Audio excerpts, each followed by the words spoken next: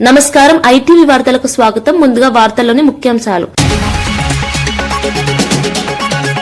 కేసీఆర్ హయాంలో పూర్తయిన ప్రాజెక్టులను ప్రారంభించిన సీఎం రేవంత్ 90% పూర్తయిన ప్రాజెక్టులకు ఇప్పుడు ప్రారంభోత్సవాలు. ఇరిగేషన్ ప్రాజెక్టులపై మరోసారి రాజకీయ దుమారం. సాగునీటి ప్రాజెక్టుల ప్రారంభంపై బీఆర్ఎస్ అభ్యంతరం. మహిళలపై మంత్రి వాకిటి శ్రీహరి అనుచిత వ్యాఖ్యలు. పరుష పదజాలంతో మంత్రి తీరుపై ఆగ్రహం. మహిళల గౌరవానికి భంగమన్న మహిళా సంఘాలు. మంత్రి వ్యాఖ్యలపై చర్యలు తీసుకోవాలని డిమాండ్. వేములవాడ రాజన్నను దర్శించిన మంత్రి సీతక్క. కుటుంబంతో కలిసి మొక్కులు చెల్లించిన మంత్రి. మేడారం గద్దెల పునః ప్రారంభానికి పిలుపు. భక్తుల్లో ఉత్సాహం నింపిన మంత్రి దర్శనం. ఎర్రగొండపాలెంపై ఘాటు రాజకీయ వ్యాఖ్యలు. సోషల్ మీడియాలో వైసీపీ టీడీపీ మాటల యుద్ధం. ప్రజల మద్దతే రాజకీయ బలమన్న వ్యాఖ్యలు. వ్యక్తిగత విమర్శలతో వేడెక్కిన రాజకీయ వాతావరణం. హనుమంతుడి విగ్రహం చుట్టూ శునక ప్రదక్షిణలు సంచలనం. దైవలీలగా భావించి శునకానికి పూజలు చేస్తున్న భక్తులు. ఉత్తరప్రదేశ్ బిజ్నోర్లో వైరల్ అయిన అపూర్వ ఘటన. విశ్వాసం భావోద్వేగాల మధ్య దేశవ్యాప్తంగా చర్చ. బీఆర్ఎస్ పాలనలోనే 90% పైగా పనులు పూర్తి చేసుకున్న 2 కీలక ఇరిగేషన్ ప్రాజెక్టులను ముఖ్యమంత్రి రేవంత్ రెడ్డి నేడు ప్రారంభించారు. 0.98 టీఎంసీల నీటి నిల్వ సామర్థ్యం కలిగిన చనాకా కొరాటా బరాజ్ సెప్టెంబర్ 2023లోనే ట్రయల్ రన్ పూర్తి చేసుకుంది. అలాగే కేసీఆర్ హయాంలోనే దాదాపు 90% పనులు పూర్తయిన సదర్మాట్ ప్రాజెక్టు కూడా ఈ రోజు ప్రారంభించారు. ఈ 2 ప్రాజెక్టులు గత ప్రభుత్వ హయాంలోని నిర్మాణ దశలో కీలకమైన మైలురాళ్లను చేరుకున్నాయని బీఆర్ఎస్ వర్గాలు చెబుతున్నాయి. రైతులకు సాగునీరు అందించడంలో ఈ ప్రాజెక్టులు కీలకంగా మారనున్నాయి. అయితే పూర్తయిన పనులపై కొత్త ప్రభుత్వం ప్రారంభోత్సవాలు చేసుకోవడంపై రాజకీయ వర్గాల్లో చర్చ సాగుతోంది. ఈ అంశం ఇరిగేషన్ రంగంలో మరోసారి రాజకీయ దుమారానికి దారితీస్తుంది.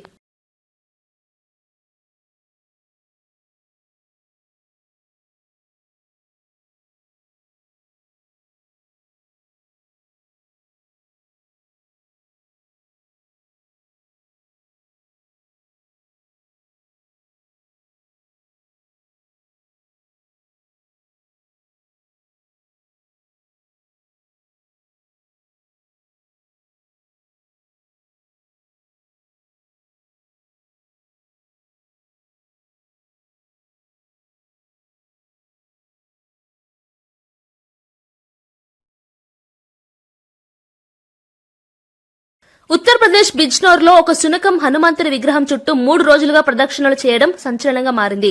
సుమారు 4 రోజుల పాటు నిరంతరంగా విగ్రహం చుట్టూ తిరగడంతో అలసిపోయి ఒక మూలన కూర్చున్న దృశ్యాలు సోషల్ మీడియాలో వైరల్ అయ్యాయి.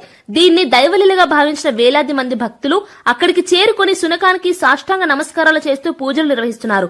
విషయం తెలుసుకున్న వైద్యులు శునకాన్ని పరీక్షించగా ఎలాంటి అనారోగ్యం లేదని తేల్చారు. ఈ ఘటనతో ఆ ప్రాంతం భక్తులతో కిటకిటలాడుతోంది. కొందరు ఇది అద్భుతంగా భావిస్తుంటే మరికొందరు భావోద్వేగాలకు లోనవ్వద్దని సూచిస్తున్నారు. అయినా ఈ ఘటన భక్తుల్లో విశేష విశ్వాసాన్ని కలిగిస్తూ దేశవ్యాప్తంగా చర్చనీయాంశంగా మారింది.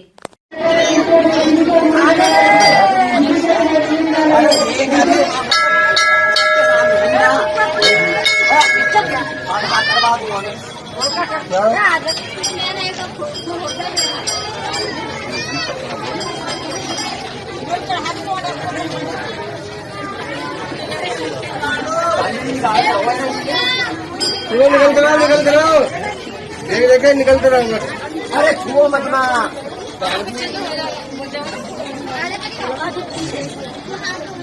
चलते रहो।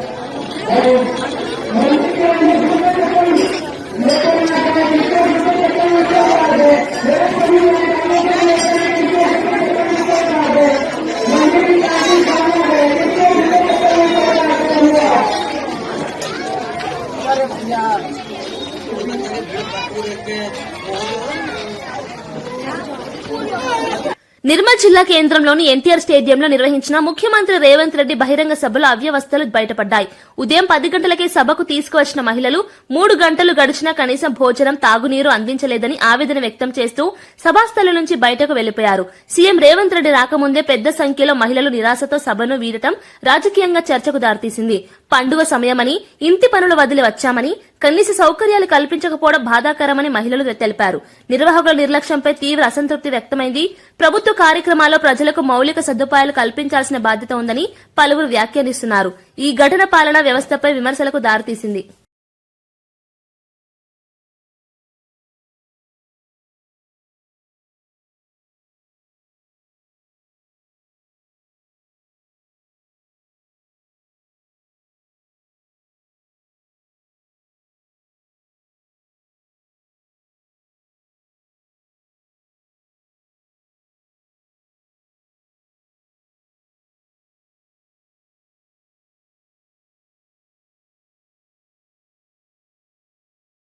పల్నాడు జిల్లా గురజాల నియోజకవర్గం పిన్నెల్లి గ్రామం వద్ద తీవ్ర ఉద్రిక్త పరిస్థితులు నెలకొన్నాయి.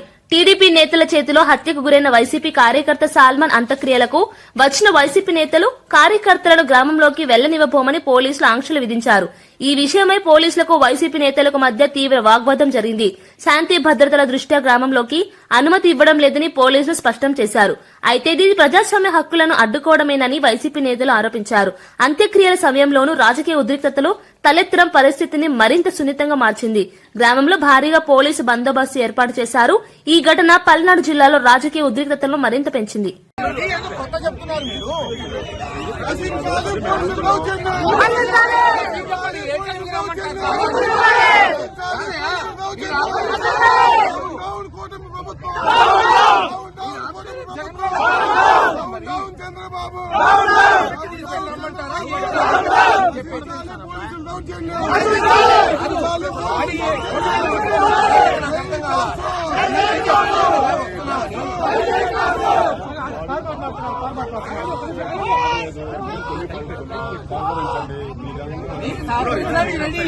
మీరు అందరినీ ఎలా చేయకపోతే ఎట్లా అంటున్నా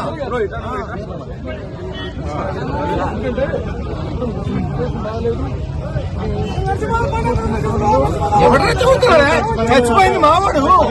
ఎవరిని రెచ్చగొడుతున్నారు?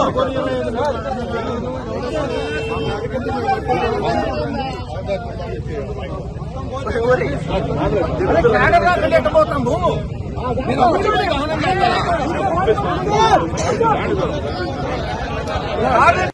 ఎన్టీవీ జర్నలిస్టుల అక్రమ అరెస్టుల ఘటనతో కాంగ్రెస్ ప్రభుత్వానికి బీజేపీ ఎంపీ ధర్మపురి అరవింద్ మద్దతు ప్రకటించడం రాజకీయంగా సంచలనంగా మారింది. మీడియా స్వేచ్ఛ పేరుతో బాధ్యతారహిత్యమైన కథనాలు సహించబోమన్న ప్రభుత్వ వైఖరిని ఆయన సమర్థించారు.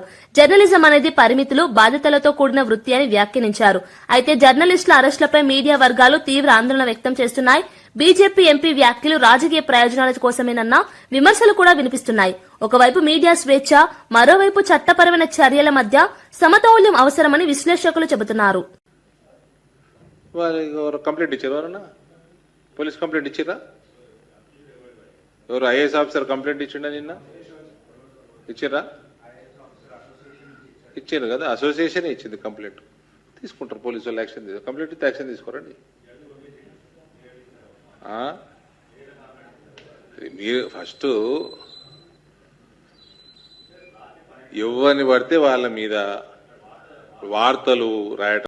ఆత్మకూరు మున్సిపాలిటీ పర్యటనలో కాంగ్రెస్ మంత్రి వాకిటి శ్రీహరి మహిళల పట్ల అనుచితంగా వ్యవహరించారని తీవ్ర విమర్శలు వెల్లువెత్తుతున్నాయి.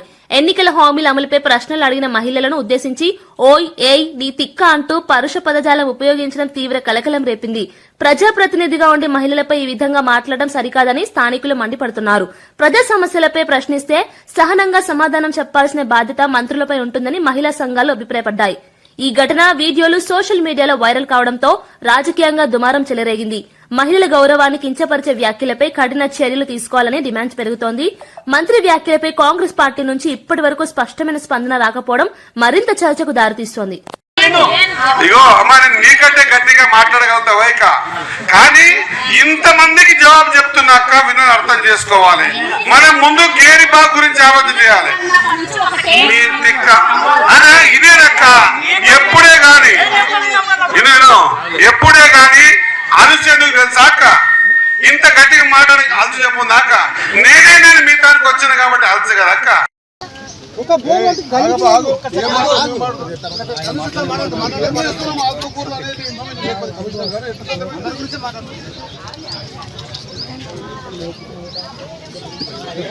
ఫైల్ అయిపోయిందిగా, నేను కావాలంటాడా?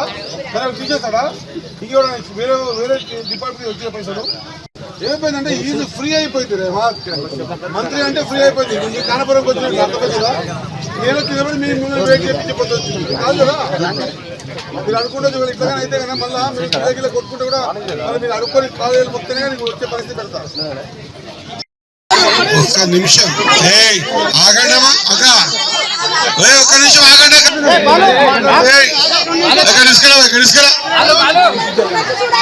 నువ్వు కూడా మాట్లాడతా అక్క.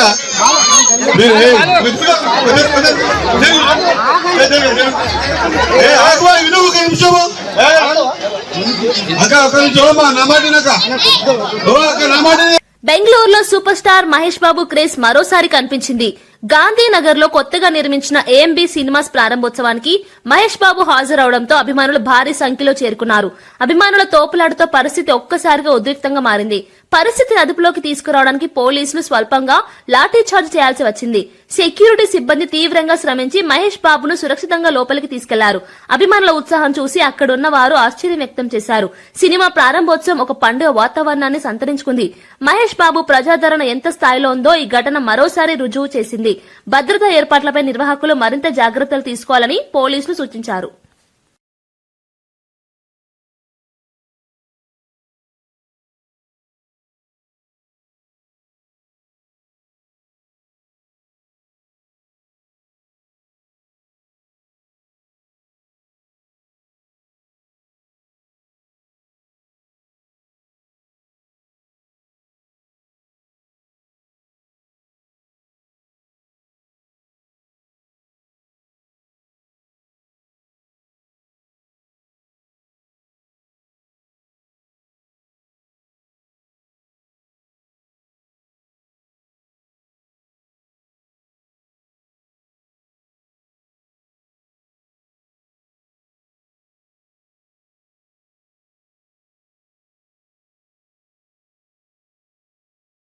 అనంతపురంలో నంబూరి వైన్ షాప్ దగ్ధం కేసులో కీలక పరిణామం చోటు చేసుకుంది. ప్రధాన నిందితుడు అఖిల్ మరో వ్యక్తి బాబా ఫక్రుద్దీన్ తో కలిసి 4వ పట్టణ పోలీస్ స్టేషన్లో లొంగిపోయాడు. ఫోన్ పే చేసినా చేయలేదని షాపు సిబ్బంది అనడంతో కోపంతో వైన్ షాప్ కు నిప్పు పెట్టానని అఖిల్ మీడియాకు వెల్లడించాడు. అతడు మాట్లాడుతుండగానే పోలీసులు బలవంతంగా లోపలికి తీసుకెళ్లడం చర్చనీయాంశంగా మారింది. ఈ ఘటనపై పోలీసులు కేసు నమోదు చేసి విచారణ జరుపుతున్నారు. నిందితుడి వాంగ్మూలం సంచలనంగా మారింది. ఒక చిన్న వివాదం ఇంతటి ప్రమాదానికి దారితీసిందని స్థానికులు ఆందోళన వ్యక్తం చేస్తున్నారు. ప్రజలు చట్టాన్ని చేతుల్లోకి తీసుకోకుండా సంయమనం పాటించాలని పోలీసులు హెచ్చరిస్తున్నారు.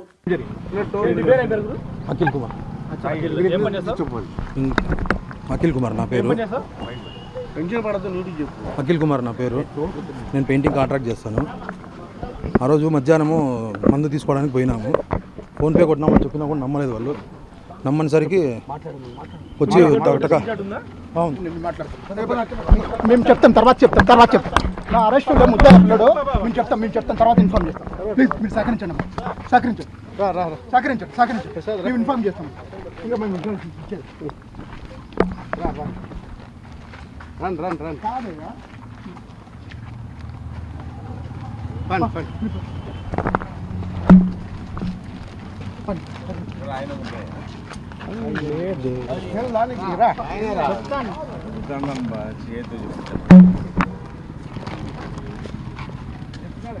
సికింద్రాబాద్ పేరు మార్చేందుకు కుట్ర జరుగుతోందని మాజీ మంత్రి తలసాని శ్రీనివాస్ యాదవ్ ఆరోపించారు. సికింద్రాబాద్ అస్తిత్వం, ఆత్మగౌరవాన్ని కాపాడేందుకు ర్యాలీ నిర్వహించనున్నట్లు ప్రకటించారు.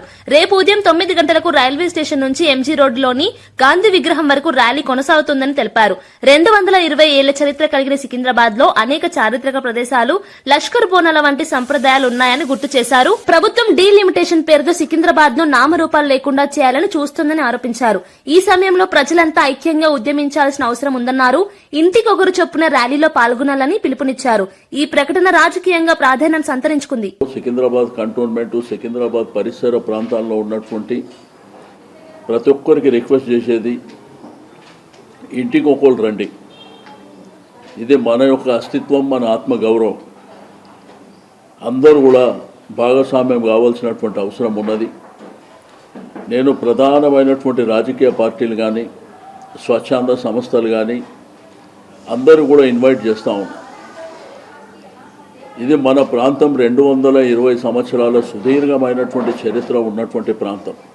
రెండోది, దీనికి ఒక ప్రధానమైనటువంటి చరిత్ర ఉంది, లష్కర్ బోనాలకు.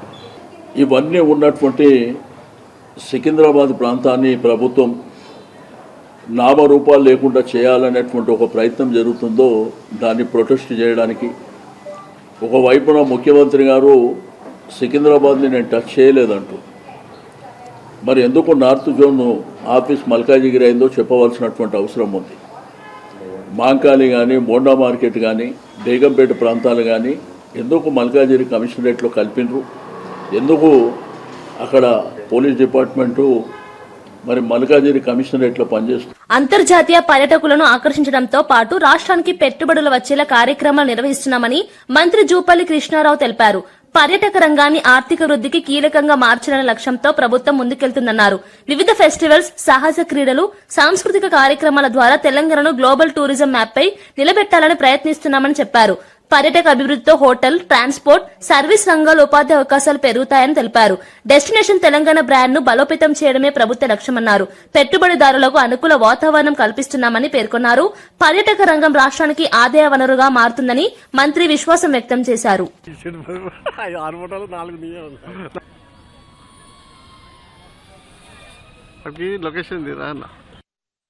హాట్ ఎయిర్ బెలూన్స్ ద్వారా ఒకటి టూరిజాన్ని ప్రమోట్ చేయడంతో పాటుగా అంటే గొప్ప గొప్ప కోటలు కావచ్చు, దేవాలయాలు కావచ్చు, అట్లాగే ప్రకృతి రమణీయత కావచ్చు, ఇవన్నీ కూడా హైదరాబాద్ అందాన్ని ఆకాశానికి వెళ్ళి తెలియగలిచడం.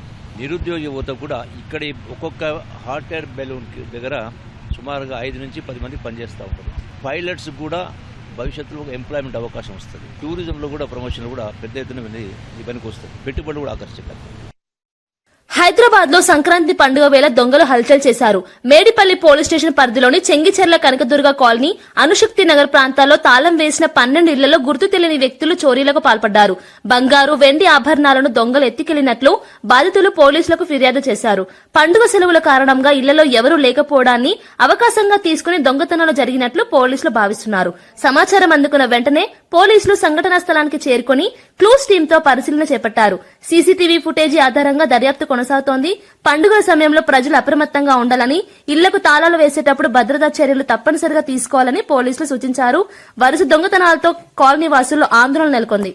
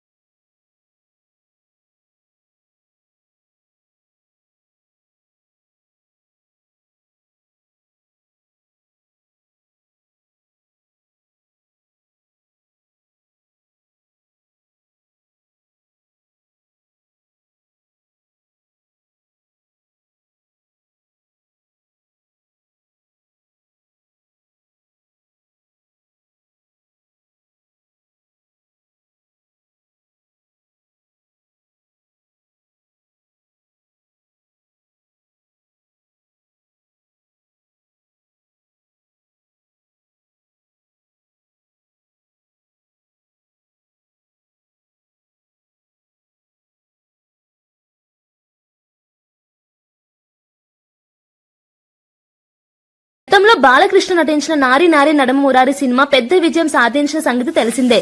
ఇదే పేరుతో నిర్మాత అనిల్ సుంకర నిర్మించిన తాజా చిత్రం కూడా ఘన విజయం సాధించిందని విజయవాడ ఎంపీ కేశినేని చిన్ని తెలిపారు. విజయవాడలోని ఎంపీ కార్యాలయంలో నిర్వహించిన సక్సెస్ మీట్ లో నిర్మాత అనిల్ సుంకర, దర్శకుడు రామ్ అబ్బరాజుతో కలిసి కేక్ కట్ చేసి సంబరాలు చేశారు. చిన్న బడ్జెట్ తో తెరకెక్కిన ఈ చిత్రం కుటుంబ ప్రేక్షకులను ఆకట్టుకుందని ఎంపీ ప్రశంసించారు. మంచి కథ, వినోదాత్మక కథనం వల్ల ఈ విజయం సాధ్యమైందన్నారు. చిత్ర యూనిట్ సభ్యులు తమ ఆనందాన్ని పంచుకున్నారు. ఈ సక్సెస్ మీట్ సినీ వర్గాల్లో చర్చనీయాంశంగా మారింది. మా సినిమాను ఆదరించినందుకు అందరికీ థ్యాంక్స్. మా టీం తరపున ఇవాళ 5 సినిమాలు ఉన్నాయి కాబట్టి అన్ని సినిమాలు బాగున్నాయి, అన్నీ ఎంజాయ్ చేయండి. మా సినిమా మరీ బాగుందని అంటున్నారు.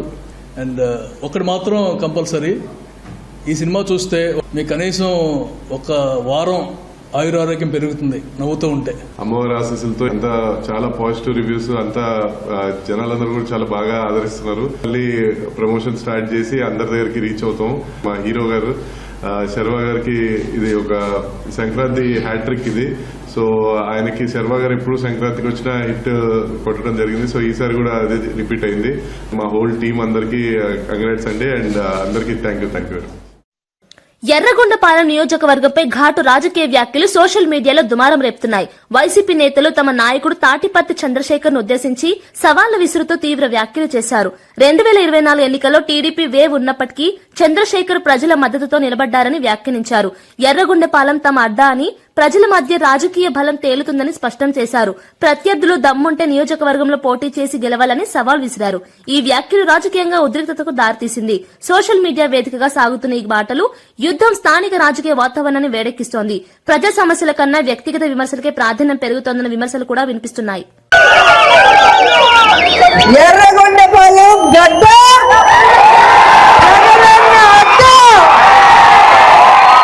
ఎర్రగొండపాలెం అడ్డ కాంగ్రెస్ పార్టీ అడ్డ. లేట్ గా వచ్చిన రాజకీయాలకి లేటెస్ట్ గా ఈ సునామీలో కూడా ఎవడు పడితే దింప తిరిగి మైండ్ బ్లాక్ అవుతుందో ఆయన ఎర్రగొండపాలెం ఎమ్మెల్యే తాటిపత్తి చంద్రశేఖర్ అని ప్రూవ్ చేసుకున్నారు. నిజంగా జగనన్న జెండాని చేతిలో, జగనన్నని రాజశేఖర రెడ్డిని గుండెల్లో పెట్టుకున్న మీ అందరికీ నా పాదాభివందనాలు. మంత్రి సీతక్క తన కుటుంబ సభ్యులతో కలిసి వేములవాడ రాజన్నను దర్శించుకున్నారు.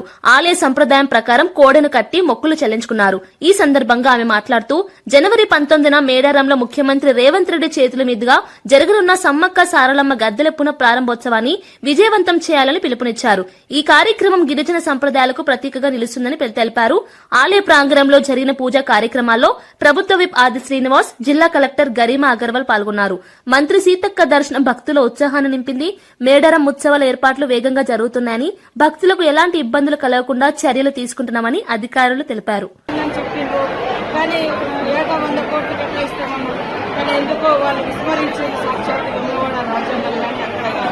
కానీ ఈరోజు మన ముఖ్యమంత్రి రేవంత్ రెడ్డి గారు, మరి ఆది సీనన్న గారు, వీరంతా కలిసిపోయినటువంటి మరి మంత్రులు మన శ్రీధర్ బాబు గారు, మరి అదేవిధంగా పొన్నం ప్రభాకర్ గౌడ్ గారు, అదేవిధంగా అడ్డూరు లక్ష్మణ్ గారు, ముఖ్యంగా ప్రధాన భూమిక మరి మొదటి నుంచి నిజానేస్తున్న సీనన్న గారి ఆధ్వర్యంలో వేములవాడ రాజన్న గుడి ఇంత బాగా అవుతుందంటే మేమందరం సంతోషపడతాం.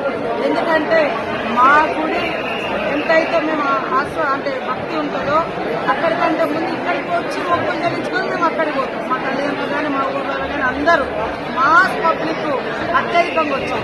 కాబట్టి సౌకర్యాలు అనేది కల్పించాల్సిన బాధ్యత ఉంది. మన సీఎం రేవంత్ రెడ్డి గారు సాధారణ భక్తుల యొక్క మనోభావాలను గుర్తుపెట్టుకొని మరి ఇంత గొప్ప కార్యక్రమానికి వారు శ్రీకారం చుట్టినందుకు నేను అంతకుముందు కూడా కలిసినప్పుడు చెప్పడం జరిగింది. అసలు వేములవాడ రాజన్నను కొంతమంది ఏం డెవలప్ చేయొద్దు, ఏదో అవుతుంది, దర్శనం అయితే ఇట్లా అట్లా ఏదో రకరకాల దుష్ప్రచారాలు చేస్తారు. కానీ ఇంత గొప్ప దేవుని దగ్గరికి ఇన్ని లక్షల మంది వస్తున్నారు. కాబట్టి ఇది చేపట్టడం సామాన్యం చాలా మంది. వార్తలు ముగించే ముందు ముఖ్యాంశాలు మరోసారి. కేసీఆర్ హయాంలో పూర్తయిన ప్రాజెక్టులను ప్రారంభించిన సీఎం రేవంత్ 90% పూర్తయిన ప్రాజెక్టులకు ఇప్పుడు ప్రారంభోత్సవాలు. ఇరిగేషన్ ప్రాజెక్టులపై మరోసారి రాజకీయ దుమారం. సాగునీటి ప్రాజెక్టుల ప్రారంభంపై బీఆర్ఎస్ అభ్యంతరం. మహిళలపై మంత్రి వాకిటి శ్రీహరి అనుచిత వ్యాఖ్యలు. పరుష పదజాలంతో మంత్రి తీరుపై ఆగ్రహం. మహిళల గౌరవానికి భంగమన్న మహిళా సంఘాలు. మంత్రి వ్యాఖ్యలపై చర్యలు తీసుకోవాలని డిమాండ్. వేములవాడ రాజన్నను దర్శించిన మంత్రి సీతక్క. కుటుంబంతో కలిసి మొక్కులు చెల్లించిన మంత్రి. మేడారం గద్దెల పునః ప్రారంభానికి పిలుపు. భక్తుల ఉత్సాహం నింపిన మంత్రి దర్శనం. ఎర్రగొండపాలెంపై ఘాటు రాజకీయ వ్యాఖ్యలు. సోషల్ మీడియాలో వైసీపీ టీడీపీ మాటల యుద్దం. ప్రజల మద్దతే రాజకీయ బలమన్న వ్యాఖ్యలు. వ్యక్తిగత విమర్శలతో వేడెక్కిన రాజకీయ వాతావరణం. హనుమంతుడి విగ్రహం చుట్టూ శునక ప్రదక్షిణలు సంచలనం. దైవలీలగా భావించి శునకానికి పూజలు చేస్తున్న భక్తులు. ఉత్తరప్రదేశ్ బిజ్నోర్లో వైరల్ అయిన అపూర్వ ఘటన. విశ్వాసం భావోద్వేగాల మధ్య దేశవ్యాప్తంగా చర్చ. ఇవి ఈనాటి వార్తా విశేషాలు. మరో బులెటిన్లో మళ్ళీ కలుద్దాం. నమస్కారం.